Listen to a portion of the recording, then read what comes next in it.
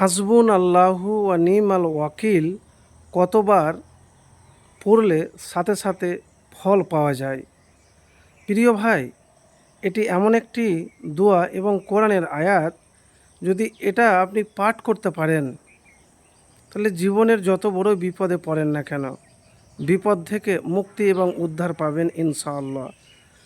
তো প্রথমেই আপনাদেরকে বলবো, হাসবুন আল্লাহু ওয়া নিমাল ওয়াকিল এই দোয়া জিকির যে কোনো সময় করা যায়।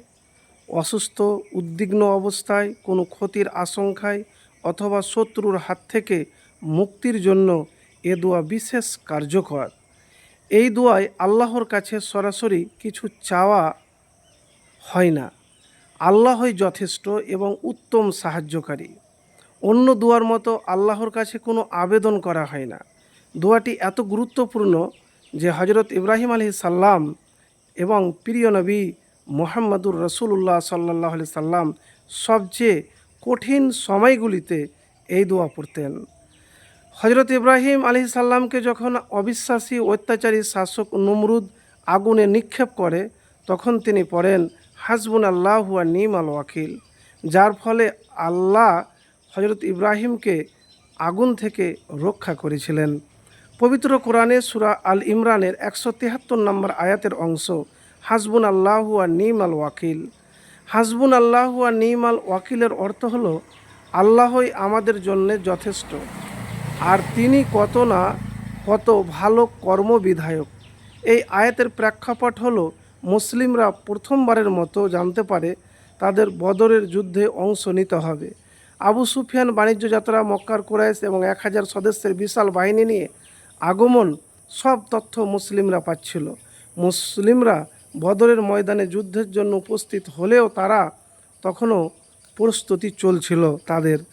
এই অবস্থায় সাহাবীদের মানসিকতা কেমন ছিল আল্লাহ সে প্রসঙ্গে পবিত্র কোরআনে বলেন, তাদেরকে লোকে বলেছিল যে তোমাদের বিরুদ্ধে লোক জমায়েত হয়েছে, সুতরাং তোমরা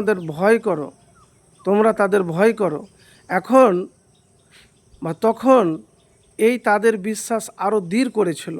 তারা বলেছিল আল্লাহই আমাদের জন্য যথেষ্ট, তিনি কত ভালো কর্মবিধায়ক। সাহাবীরা তখন বলেছিলেন, লোক মানা করছিল যে যে তোমাদের বিরুদ্ধে অনেক লোক জমায়েত হয়েছে, তো অতএব তোমরা কি করো, তাদেরকে ভয় করো। তখন সাহাবীগণ বলেছিলেন হাসবুন আল্লাহু ওয়া নিমাল ওয়াকিল, আল্লাহই আমাদের জন্য যথেষ্ট আর তিনি কত ভালো কর্মবিধায়ক। তো এটি পড়ার কথা সহিহ হাদিসের মাধ্যমে প্রমাণিত। এবারে আপনাকে বলবো যে কিভাবে পড়বেন, কখন পড়বেন। এখানে যে আল্লাহকে ওয়াকিল বলা হয়েছে, মানে ওয়াকিল শব্দের অর্থ হলো নিমাল ওয়াকিল। ওয়াকিল মানে হলো অভিভাবক।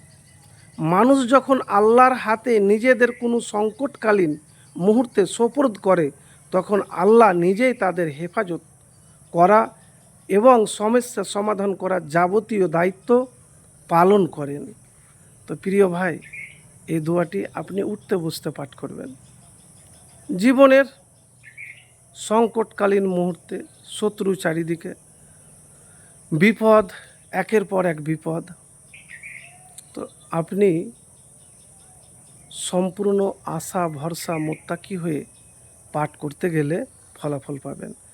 এবারে কতবার আপনি দিনে 100 বার পাঠ করতে পারেন, 21 বারও পাঠ করতে পারেন, বা উঠতে বসতে আপনি পাঠ করতে পারেন। প্রিয় ভাই, যদি আপনি পাঠ করেন তাহলে আল্লাহ আপনার জন্য যথেষ্ট হবে। আপনাকে কেউ চাইলেও আপনার ক্ষতি করতে পারবে না, কেউ ক্ষতি করতে পারবে না। তো প্রিয় ভাই, যে কথাগুলি বললাম কোরআন হাদিস থেকে, বিশ্বাস ভরসা যদি আপনার থাকে, আমল করতে পারেন, তাহলে গায়েবী সাহায্য পাবেন।